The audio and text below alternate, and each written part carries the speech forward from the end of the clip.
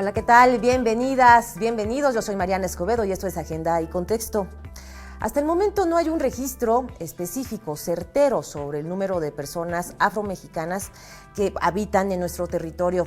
Ahora, con el censo que se está realizando en todo el mes de marzo, podremos contar con esta herramienta, con el dato más preciso y saber su circunstancia de vida.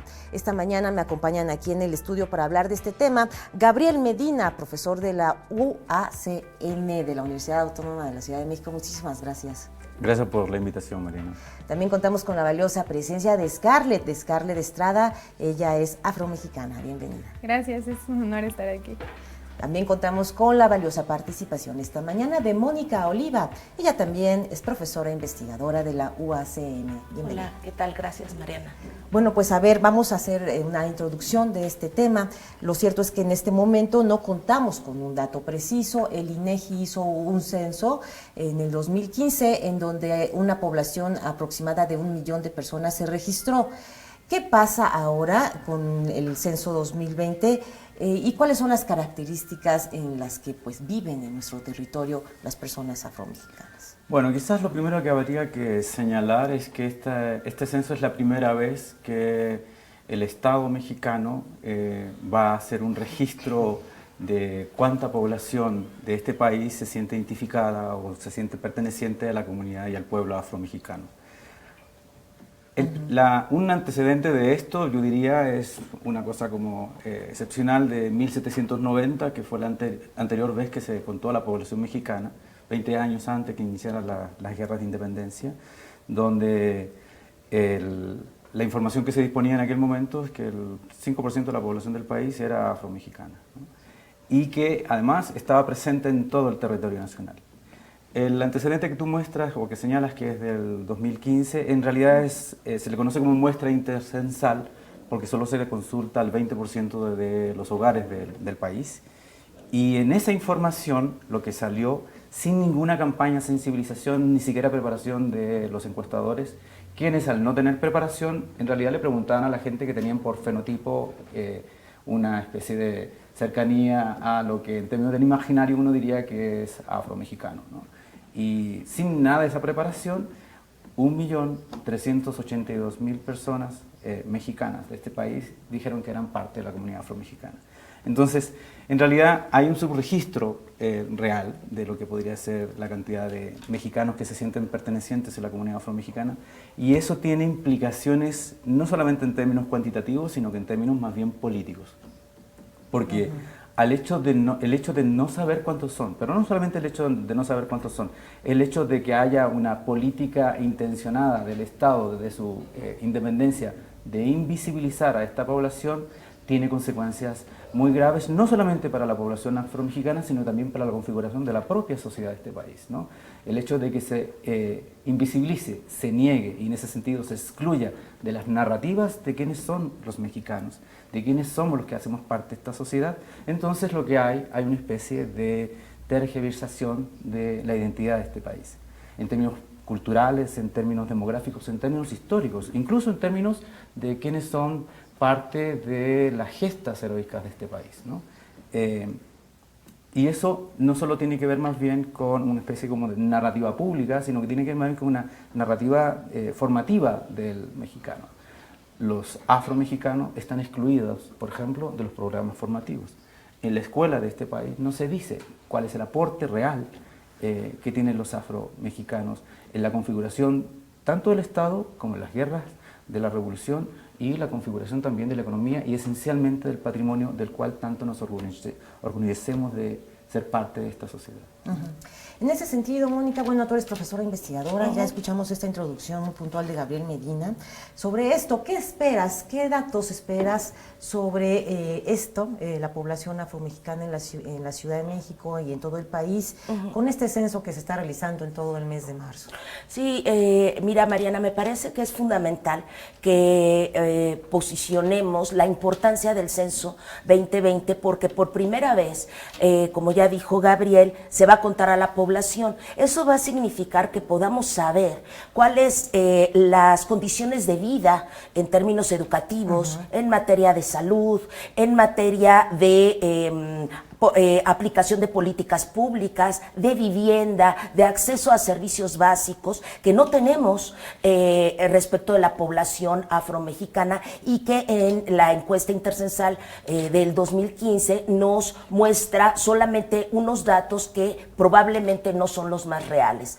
Por otra parte... Es decir, hay un subregistro. Hay subregistro y ahora en el 2020 esperamos, porque ha habido un gran trabajo, ya Scarlett nos va a hablar seguramente de ello, un gran trabajo de las organizaciones y de los pueblos y comunidades afromexicanos para también formar parte del proceso, para que las preguntas que se hagan a la población sean certeras y además que se hagan en efecto en cada uno de los hogares de los pueblos y comunidades afromexicanos. El cuestionario extenso de 100 preguntas en el censo y el breve de 30 preguntas, esperamos que se apliquen, ojalá que sea de acuerdo a los criterios metodológicos del INEGI, sea el cuestionario de las 100 preguntas, para que podamos conocer todas las condiciones de vida en términos económicos, políticos y jurídicos de la población afromexicana. Ahora, este contexto del 2020 tiene que ver con una agenda mucho más amplia, que es la agenda de no discriminación, y es una agenda en donde México había estado muy retrasado en la materia. Ha dicho Gabriel también, y se ha hablado de la invisibilización, bueno, es que la invisibilización también es jurídica. Entonces, el reconocimiento constitucional a nivel federal en este país de las comunidades y pueblos afromexicanos fue hasta el año pasado, en agosto del 2019. En agosto del 2019 logramos contar en este país, porque es un logro de todos, no solamente de los pueblos y comunidades afromexicanos, que tengamos a la población reconocida en la Constitución, en el artículo 2 constitucional, apartado C, que eso es un hito. Ahora, si ni siquiera estaban reconocidos como parte de nuestra identidad, como población fundamental en este país, en términos jurídicos, mucho menos en términos, digamos, demográficos que nos permitan construir política pública, que tanto necesitan. Algo fundamental que salió en el 2015 es que se demostró que a pesar del subregistro, los pueblos y comunidades afromexicanos vivían y viven en condiciones de pobreza paupérrima con índices menores a los de los pueblos y comunidades indígenas, lo cual también ha sido un mito. Siempre se ha dicho que la población más marginada en este país ha sido la población indígena, lo cual no es cierto. Son los pueblos y comunidades afromexicanos que están todavía en condiciones de mayor marginalidad y marginación en este país. Sobre todo esto, marginación, este censo es muy importante, Scarlett. Vamos a saber en primer lugar en dónde viven, cómo viven, si tienen acceso a aparatos electrodomésticos, porque en todos los censos usted sabe que tocan la puerta de nuestra casa, se identifican, hay un número por el cual usted puede inmediatamente llamar por teléfono o buscarlo en internet para ver si esa persona es realmente parte integrante del INEGI y pues que esté calificado y acreditado para poder entrar a nuestro hogar y poder ver las condiciones en las que habitamos. Tú estás en México, eres estudiante, en fin, te has desarrollado. Si nos puedes dar un contexto de cómo vive la comunidad afromexicana y cuáles son sus principales necesidades. Pues bueno, primero justo hablar sobre este gran logro que es el reconocimiento en la Constitución, el cual es un logro que es resultado de una lucha de muchísimos años, ¿no? Que trae como justo resultado el que se nos vaya a contar ahora en el censo. Y respecto como al contexto, sí me gustaría aclarar que somos de diferentes contextos, ¿no? O sea, es muy diferente el contexto que yo vivo aquí en la Ciudad de México al contexto que viven mis compañeros en Costa Chica, de Guerrero, Oaxaca, de Veracruz, ¿no? De Coahuila con los Mascogos, ¿no? Son contextos sumamente diferentes, con necesidades completamente diferentes que se adaptan justo al campo, a lo rural, a la ciudad, ¿no?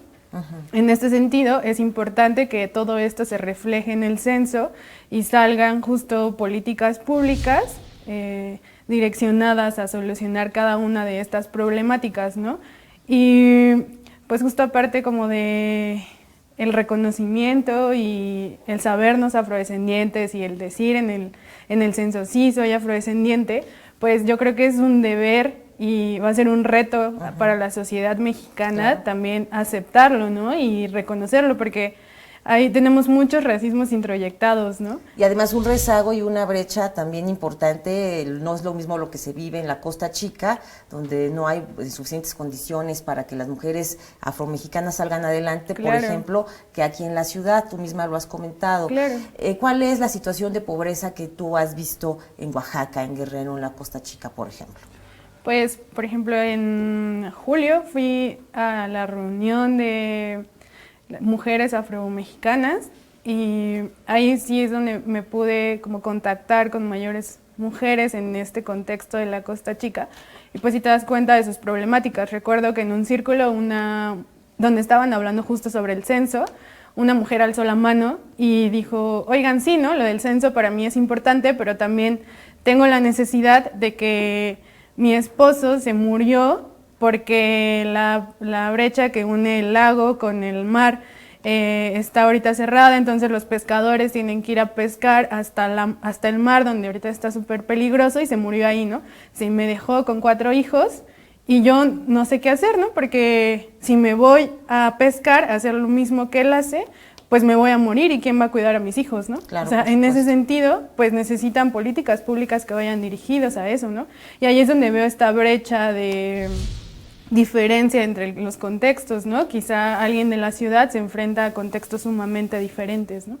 A alguien de la costa, que justo es necesario que salgan reflejados en el censo y que se expresen en políticas públicas, que es lo que más necesitamos, ¿no? Claro, por supuesto. Entonces, políticas públicas adecuadas para la comunidad afromexicana, que pues está radicando desde hace muchísimos años en nuestro país y siempre hemos visto este desequilibrio, esta desigualdad y por supuesto la discriminación y el racismo. ¿Te has enfrentado al racismo? ¿Qué te parece si después de la pausa lo comentamos? Vamos a la pausa, vamos a hacer esta reflexión. ¿Usted qué hace o de qué manera actúa cuando ve en la calle a una persona afromexicana en el metro o en su trabajo? ¿Ya lo pensó? Vamos a la pausa, regresamos con esta reflexión. Estamos transmitiendo totalmente en vivo desde los estudios de Capital 21. Les recuerdo, la retransmisión de este programa es hoy a las 5 de la tarde.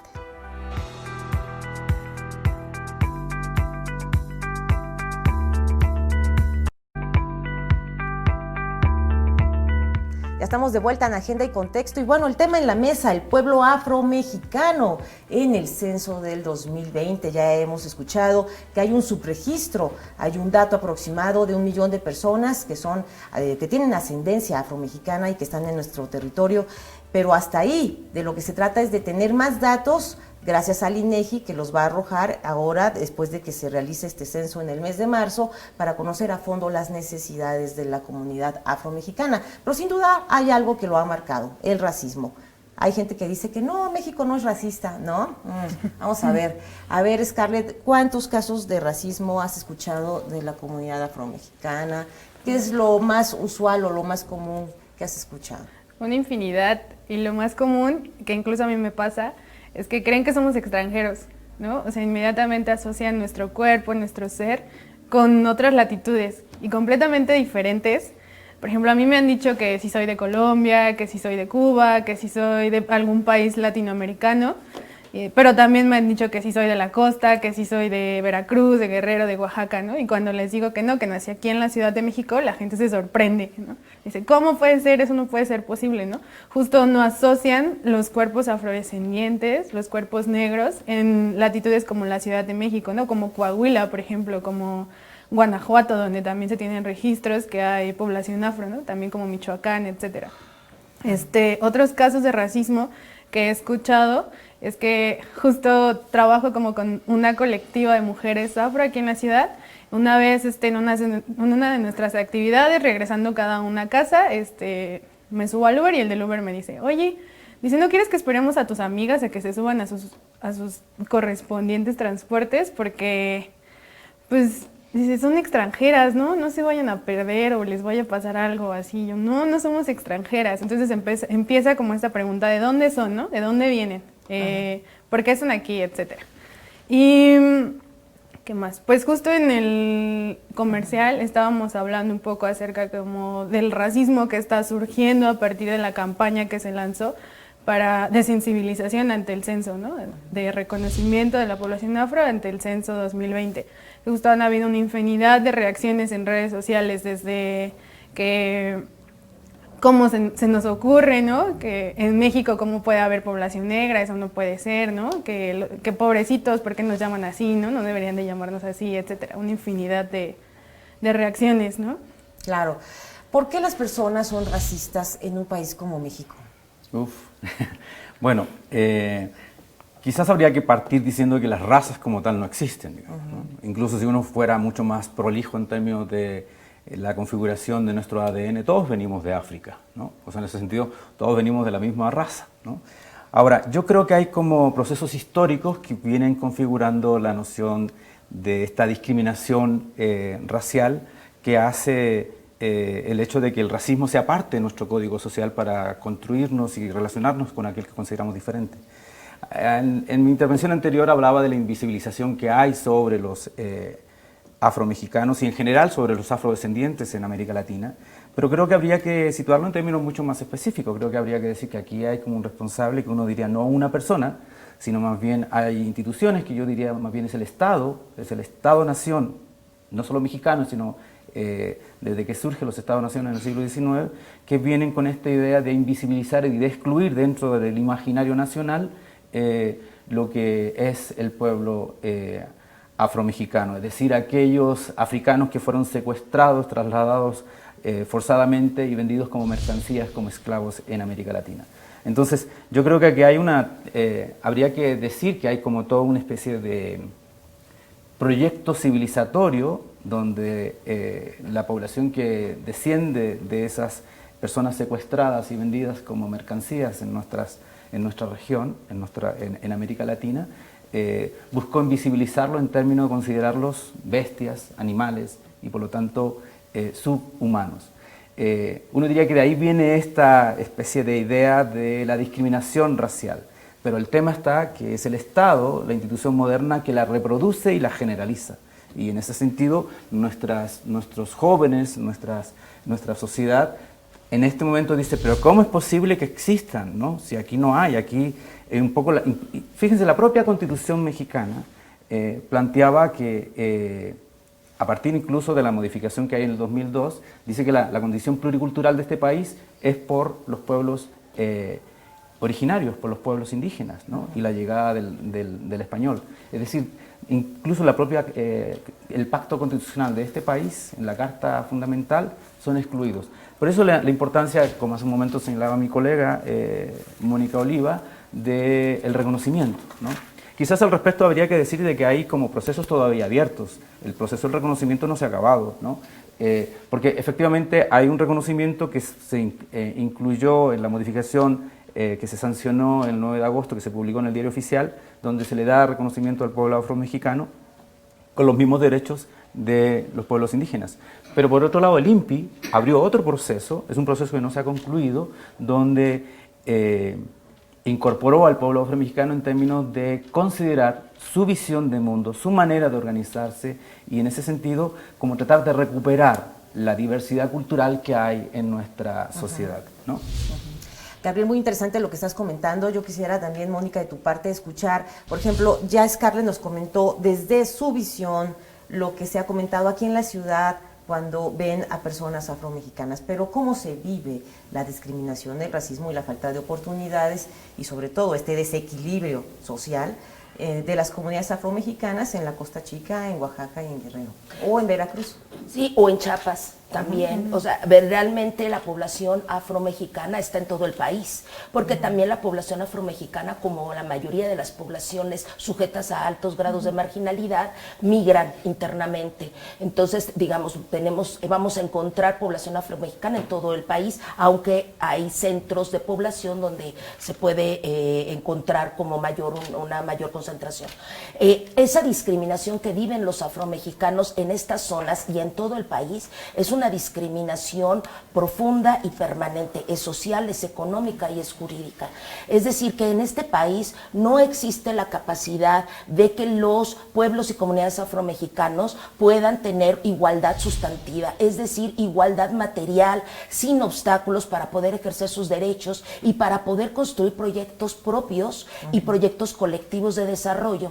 Y tampoco tienen una igualdad formal o legal, porque apenas la Constitución en el 2019 los reconoce como parte integral de este país, y todavía falta todo lo que sucede en las modificaciones a todas las constituciones de los estados en México. Entonces, digamos, la fortaleza que puede venir de estar discutiendo estos temas es primero reconocer una sociedad mexicana en donde discriminamos, donde los propios afromexicanos se discriminan a sí mismos, el de Oaxaca, el de Chiapas, etcétera, pero en donde no somos capaces de construir ni un lenguaje no discriminador, ni tampoco acciones no discriminadoras en todo nuestro cotidiano, porque la viven de todas las maneras, desde el color de la piel, entonces eso es lo que te permite identificarte cuando eso no es cierto,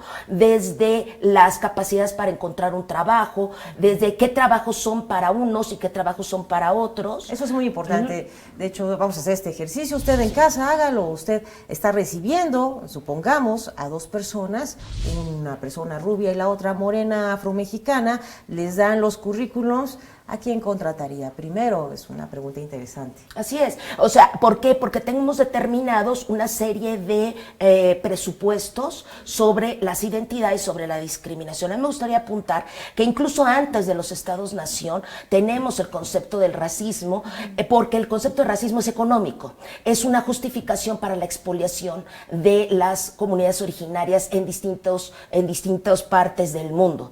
Es decir, que es un invento económico del liberalismo y de los imperialismos del siglo XVI, del siglo XVII, del siglo XVIII y por supuesto posteriormente los Estados-Nación que los reproducen. ¿Por qué? Porque es una justificación para destruir poblaciones y además los recursos de esas poblaciones para robarlos. Por eso todos los procesos de esclavitud en distintas épocas del mundo, digamos del tiempo, de África hacia distintas partes del mundo en otros continentes. Esto es importante porque el racismo es un concepto inventado, introyectado, pero con un origen económico para justificar la explotación de unas poblaciones imperialistas sobre otras. Entonces, esto es fundamental, porque el racismo entonces y la discriminación tienen un origen económico que impide que las poblaciones puedan crecer y desarrollarse con todas las posibilidades que el resto de las poblaciones no afrodescendientes, no afromexicanas o no indígenas. No, sin duda, importantísimo este aporte que has dado aquí a la mesa. Justamente de eso se trata. Detrás de todo esto, pues no hay más que un racismo, y además el factor económico que estás mencionando, Mónica. Mucho que reflexionar con esta mesa que estamos en este momento transmitiendo en vivo. ¿Qué te parece si al regresar abordamos por qué es importante poner en un programa de televisión pública este tema? Sí. Vamos a la pausa, ya volvemos. Estamos transmitiendo en vivo desde los estudios de Capital 21.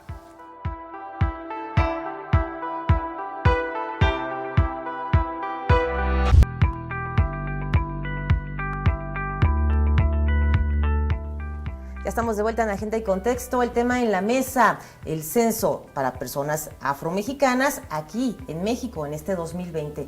¿Por qué es tan importante saber todo esto y sobre todo ventilarlo en un medio público como Agenda y Contexto de Capital 21, Mónica? Gracias, Mariana. Me parece que lo más importante que hay que decir es que tenemos que poner en todos los espacios posibles, públicos, la agenda y los temas de preocupación de los pueblos y comunidades afromexicanos, porque están invisibilizados. Se dice mucho, pero el contenido y la profundidad de lo que implica la invisibilización es que no existe existes para los otros y los otros son importantes en tu desarrollo. Entonces, para poder construir sociedades equitativas, igualitarias, que transiten a la igualdad material, que es la profunda, necesitamos conocer al otro y reconocer que el otro puede tener muchos mecanismos de autoadscripción individualizada y colectiva y que tiene maneras de pensarse a sí mismo. Por lo tanto, eso me va a impactar para pensarme a mí misma. Entonces, es fundamental ocupar cualquier espacio posible para no seguir en la marginalidad conceptual, jurídica, económica, política, civilizatoria. Gracias. Gabriel, tu conclusión, ya estamos en la recta final de la mesa. Bueno, yo solo haría como dos precisiones a lo que comentaba Mónica. Yo creo que el tema de la invisibilización no solamente es económica, sino que es civilizatoria. Incluye incluso la negación cultural de la existencia de este sujeto colectivo, ¿no?, histórico, en la conformación de los Estados-nación y en la conformación incluso del mundo moderno, ¿no? Incluso uno podría instalar una fecha concreta donde surge esta idea de cómo se entiende la construcción de un orden mundial, que es 1492, donde comienza toda esta especie de clasificación de los pueblos según las razas inventadas, ¿no? Ahora, yo creo que hay algo muy rico de lo que permite este censo, no solamente en términos demográficos, sino que también darle posibilidad a una voz que normalmente ha sido negada, que es la del afromexicano. Yo comentaba de que hay como dos procesos de reconocimiento, uno cerrado en función de la modificación que se le hizo al artículo 2 de nuestra Constitución en agosto del año pasado, pero la otra que está abierta, que es impulsada por el INPI, porque esta segunda, la característica que tuvo es que incorporó más bien a las autoridades territoriales del pueblo afromexicano. Es decir, no solamente fue el movimiento de las ONGs que participaron en el primer proceso de la senadora Hart y Batre, sino que también incluyó a los comisarios ejidales. Y el relato, el discurso, la visión de los comisarios es absolutamente distinta, ¿no?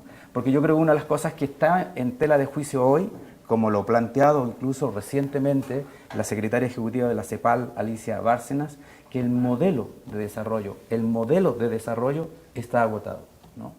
Entonces hay que tratar, en términos de construir una sociedad más inclusiva, de mirar hacia los lugares que normalmente hemos negado, como estos sujetos. Porque, por ejemplo, una afirmación que descoloca absolutamente lo que nosotros entendemos por modelo de desarrollo, o por desarrollo, que se traduce en políticas de intervención, ¿no?, que en términos de Mónica significaría intervenir a nivel material.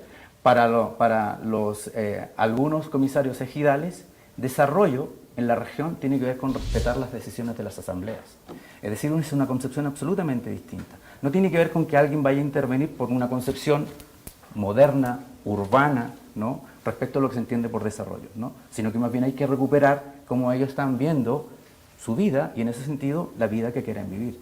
Y no es un tema de que vayan a incorporar recursos, sino que más bien se ha discutido con ellos. Muchísimas gracias, Gabriel Medina. ¿Tu conclusión, Scarlett? Pues justo retomando la última pregunta que haces, Mariana, a mí me parece importante, como pueblo afromexicano, apropiarnos de estos espacios, ¿no?, hacerlos nuestros y hacer difusión, ¿no?, porque justo es importante para luchar en contra de la invisibilización que la gente nos vea, ¿no?, que la gente nos vea en estos espacios, en la televisión, en la radio, en internet, ¿no?, en los medios, para que se reconozca, ¿no?, a partir del espejo, ¿no?, a partir de decir, ah, mira, me parezco, ah, mira, ella dice que es afromexicana, yo también tengo la nariz chata, los chinos, ¿no?, ah, voy a buscar sobre mi historia, ¿no? Justo esto ayuda bastante en este proceso de reconocimiento, ¿no?, sí, por lo que tanto se ha luchado. Y por supuesto se cayeron todos los tabús con el descubrimiento del genoma humano, no hay razas, todos somos la misma especie. Pues muchísimas gracias, el pueblo afromexicano en el censo 2020, Gabriel Medina, profesor de la UACM, Scarlett Estrada, afromexicana, y Mónica Oliva, profesora e investigadora también de la UACM. Gracias por estar con nosotros. Muchas gracias. Vámonos a la pausa, les digo que ya está aquí Estefanía Veloz. Vamos a hablar de diversos temas, no se la pueden perder. Ya volvemos.